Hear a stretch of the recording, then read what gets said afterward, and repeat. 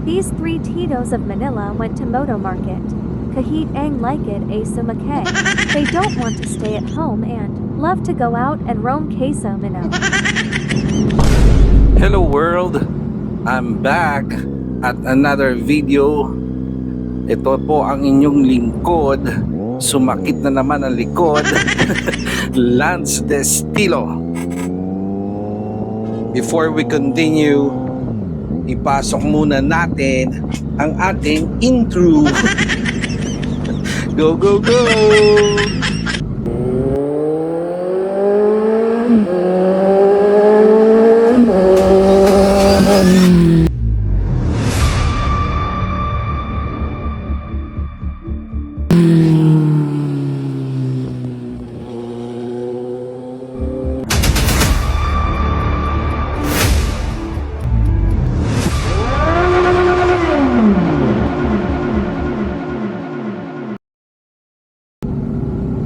On this ride, narito ang ating mga kasamang motorbikes. Ninja 400. O diba parang wrestling. So may ano kasi, may gap. So antayin natin lumabas ang isa pa nating kasama. Baliktad lang kasi kami. Ang CBR 650R. At syempre, ang ating Z900. May discrimination. Pag sa akin ang ganda. Syempre ako nag-edit, di ba?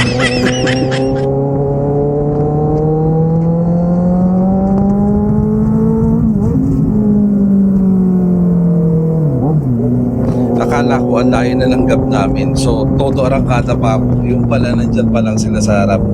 So, eto na nga.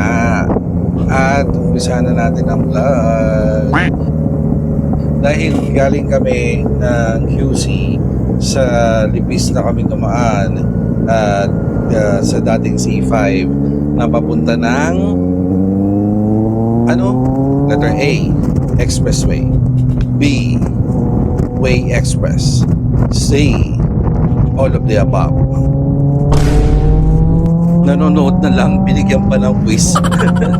Well, wala rin sagot kasi nga ang sagot is South Luzon Expressway. So ito ay bonus. Check. Bahala ka sa buhay mo. Reset.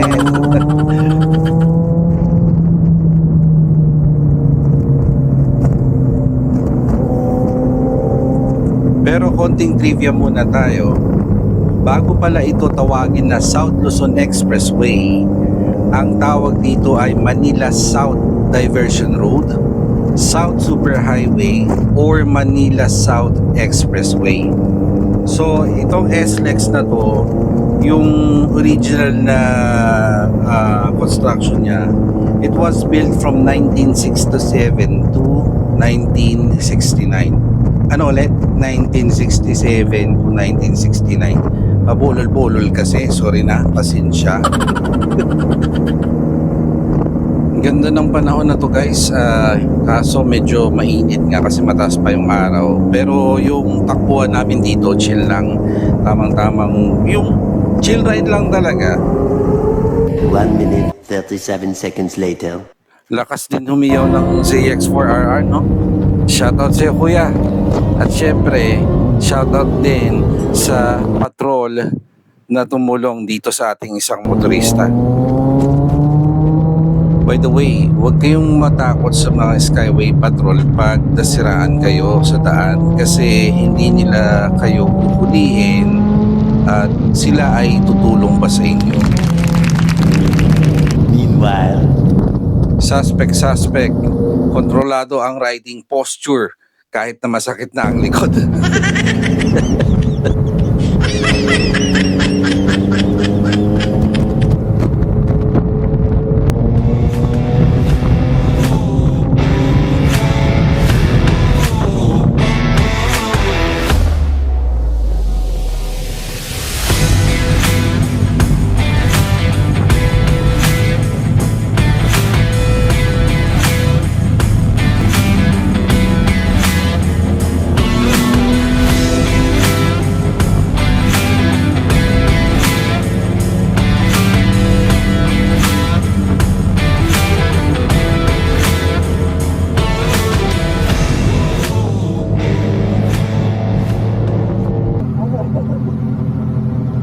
Ayan, kung napunan nyo nga, huminto na kaming dalawa kasi nauna na sa amin yung Ninja 400.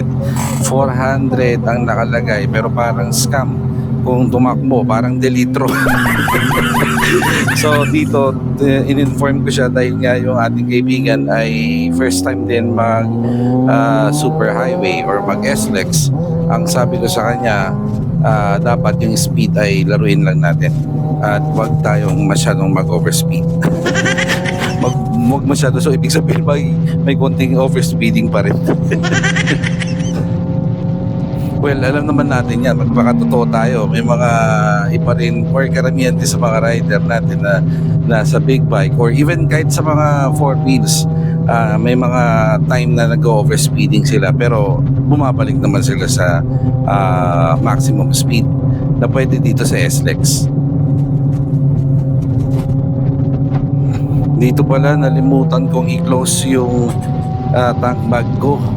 Buti na lang kahit malakas yung hangin, hindi siya bumubukas. Kung hindi, I'm sure laglag yung mga gamit ko. Nandito pa naman yung battery pack ng camera ko. So, habang bumabiyahe kami at alam namin na una na yung aming kaibigan na isa na naka 400 ay wala lang, kalmado lang kami hanggang sa nakita ko nandito pa pala siya. Huminto at hinantay kami. O, di ba nagagatats?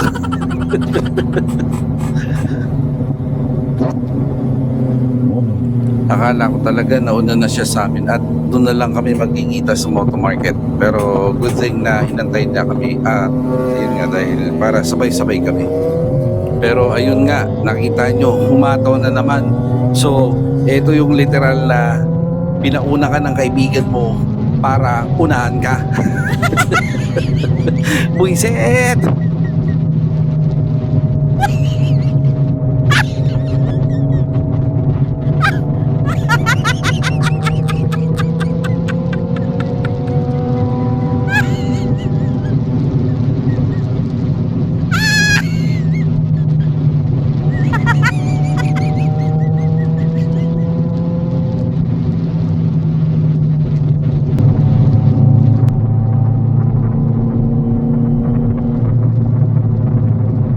Okay, sa wakas, exit na kami.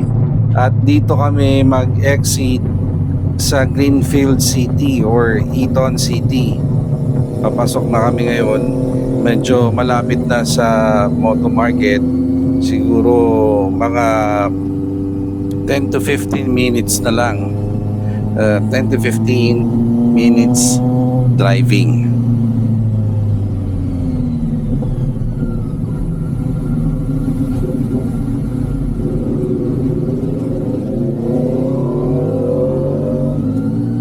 Napuna ko yung toll gate dito, napaka-smooth. Binasa agad yung RFID natin. Walang delay, dire-diretso lang. Smooth na smooth ang dating ng ating kaibigan. Nice!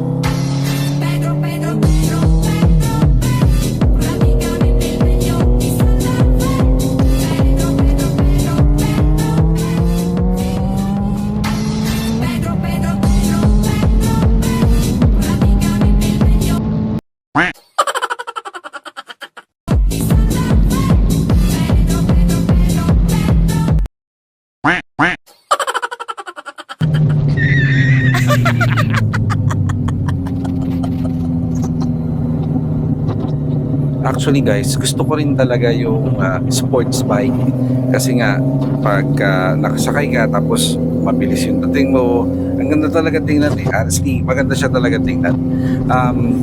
Kaso, depende kasi sa needs mo yan eh. So sa akin, kaya ako napili itong say 900 kasi upright yung position niya. Tapos at the same time, pag mabiyahe ko ng long ride, tapos kasama ko yung OBR ko, syempre, medyo upright yung position namin, hindi kami masyadong awit. Honestly, pag sports talaga, medyo aggressive yung position mo. Tapos, imagine kung magdadrive ka ng mga 3 to 4 hours long ride. Medyo mahirap. Hindi lang sa driver, pati syempre doon sa OBR mo. Nakakaawa din naman yung ganun na bumiyahe kayo na sobrang tagal. Well, yung iba sanay na kasi talaga na ganun yung position. So may mga ilang vloggers tayo na nakikita ko na okay lang sa kanila na ganun yung position ng angkas nila. So ayun, kasi kahit naman din syempre siguro yung OBR or yung angkas nila sanay din na ganun yung sitting position. Sitting position hindi ko anong mga position ng mga naiisip ko dyan. Anyways, nandito na kami sa Moto Market at dito tinitingnan namin kung saan yung parking. So napahinto pa ng ating kaibigan na naka Ninja 4000. Ang bilis talaga magpatakbo, wala akong masabi. Salute sa'yo, kaibigan.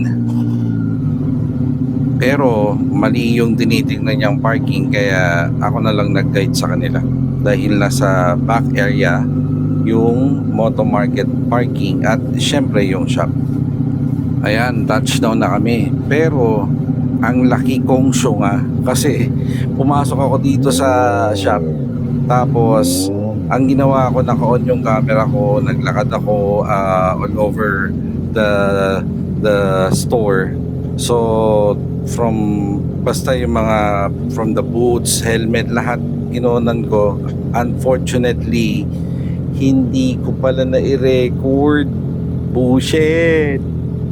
Anyways guys, yung sumunod na scene, ito naman di ko alam na naka-record pala. So tignan nyo yung nangyari sa loob. Nga.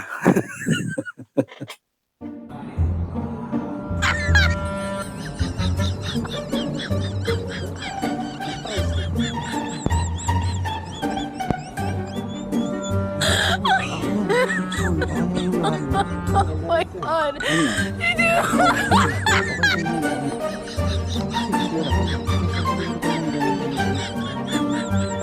Kaya suggest ko nga sana sa'yo yan. Ayun yung sapatos ko. Oh my God. Ayun naman. Oo. Hindi na ba na nga yan? Bakit na nga yan? Alam mo, okay din yung ganito, no? Yung era, yung okay din yan. Ito yung kay Opry. Kita mo?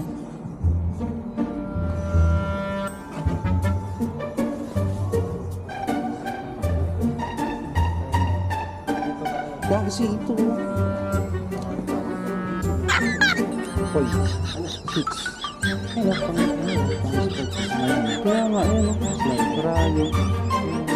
Tapos, maganda. Style yata, tinan mo. Sport? Oh my God. Ito yung tapos. Okay na to.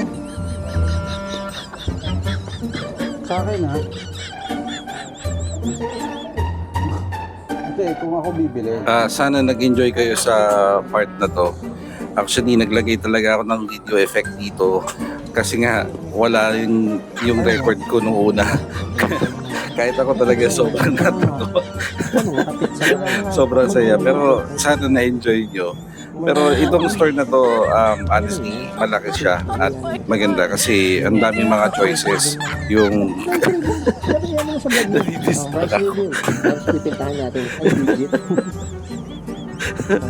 yung mga choices ng sapatos, meron tayong casual shoes, riding boots, pang pro, at saka mga tawag dito sports bikes, ang dami, sobra, lahat, helmet, pati riding jersey, mga accessories, belt bags, ang dami. So all in one talaga tong store na to.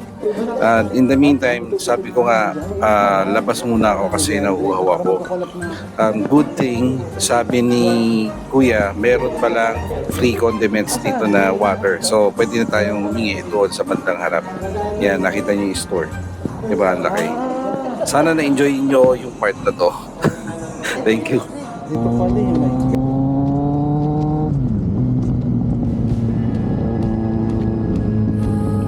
Dito ko nakatatapusin ang ating vlog. Maraming salamat kung umabot kayo sa part na to. Sana next time panoorin ulit. Thank you. At huwag niyong kalimutan please na mag-subscribe kung nagustuhan nyo ang ganitong mga content. Salamat and see you sa next one.